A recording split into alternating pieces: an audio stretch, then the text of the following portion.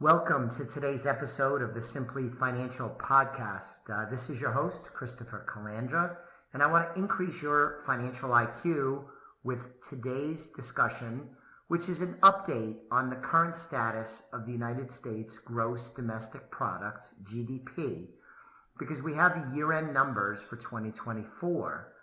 For 2024, U.S. GDP grew by 2.8%. That's solid economic growth. Not great, but solid.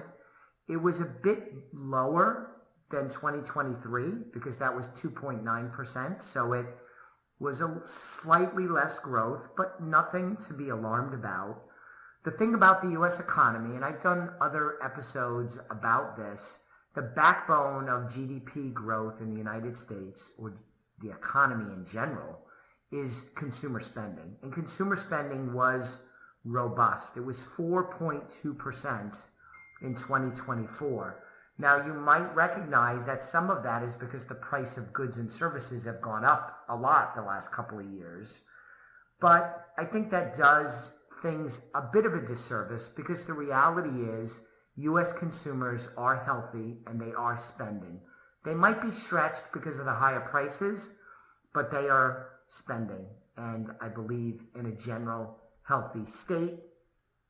That 4.2% consumer spending, that means that about 2/3 of the 2.8% GDP growth, about 67%, is attributable to the consumer spending. When we look at the fourth quarter, of 2024, the expectation was for 2.5% annualized GDP growth in the fourth quarter, and it was only 2.3%. So the fourth quarter economic growth was less than expected. It was also less than the third quarter, where we saw the economy grew by an annualized 3.1% rate. So the year did end on a slightly sour note as the economic growth declined a bit, and we didn't meet expectations. But again, none of this is very alarming. It was a good year overall for the economy, and that translated to some tremendous results in most market indexes like the S&P 500 and so on.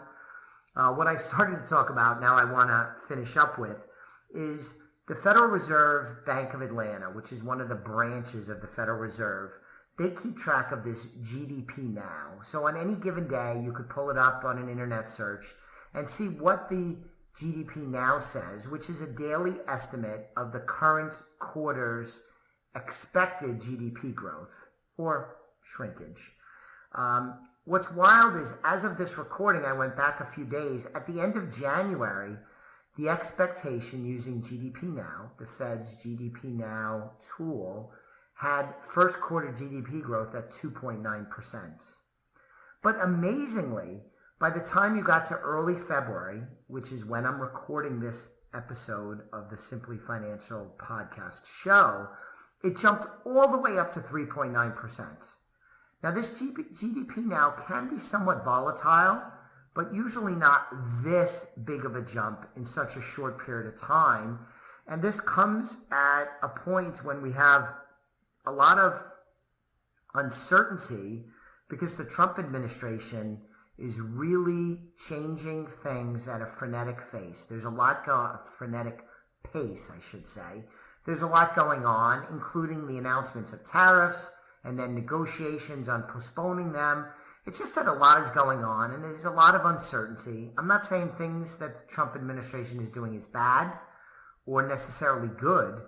It's just been fast and somewhat startling. So it really took me back a bit when I saw the GDP Now number jump from 2.9 to 3.9 annualized GDP growth for the first quarter of this year. Now, we still have a ways to go until we get to the end of the first quarter and we see actually how it turns out. But another piece of good news is that the expectations are that the U.S. economy will grow in 2025. There is little to no talk of a recession, so that is very encouraging. I wanted to give you this update about the GDP for last year, up 2.8% in 2024, with that other spicy little tidbit that expectations, optimism about the U.S. economy seem to be accelerating, even though we seem to be in a lot of change given the disruptor president we have in Donald Trump. So thanks for listening to today's episode. I appreciate it.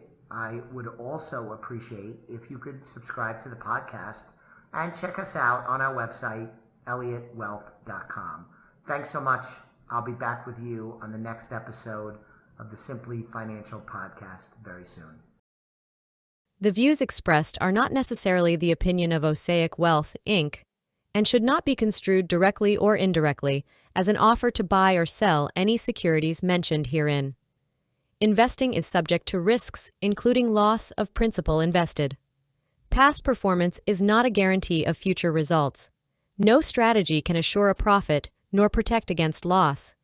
Please note that individual situations can vary. Therefore, the information should be relied upon when coordinated with individual professional advice.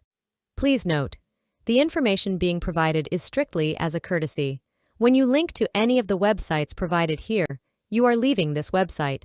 We make no representation as to the completeness or accuracy of information provided at these websites.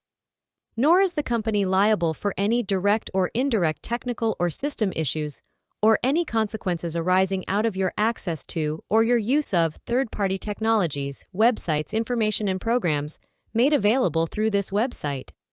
When you access one of these websites, you are leaving our website and assume total responsibility and risk for your use of the websites you are linking to.